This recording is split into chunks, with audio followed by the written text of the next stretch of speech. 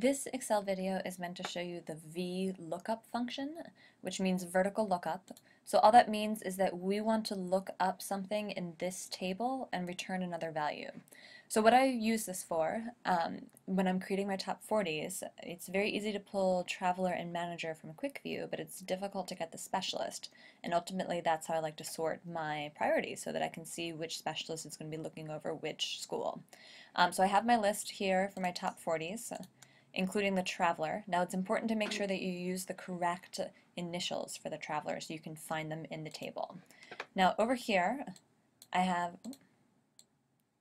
the table that Alan has provided with the initials, current traveler, new traveler. Unfortunately, it wasn't filled in when I got this list, so I'm still working off the old traveler. And then the different specialists, media, social science, and science.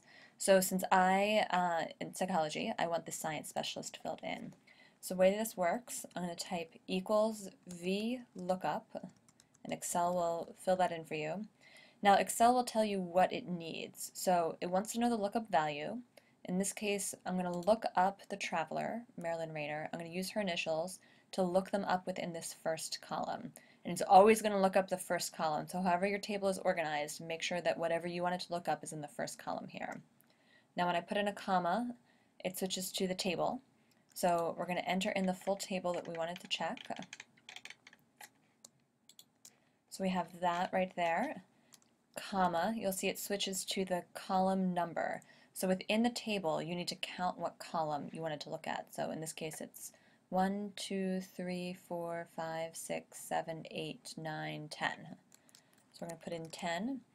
And then for range lookup, it's a little confusing, and that's really only used for numerical values. So since you want an exact amount, you don't want it to estimate, you put false. It's just one of those things you have to remember. End parentheses, and then you can see we fill in Peter City.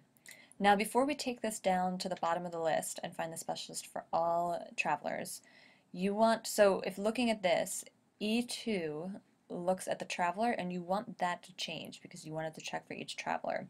But you want the table itself to stay the same.